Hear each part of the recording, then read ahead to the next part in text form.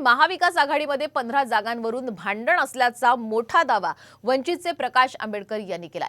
गेल्या काही दिवसांपासून मविया आणि वंचित बहुजन आघाडी यांच्यामध्ये जागांवरून घोळ असल्याची चर्चा आहे। यावर बोलताना आंबेडकर यांनी हा दावा केलाय।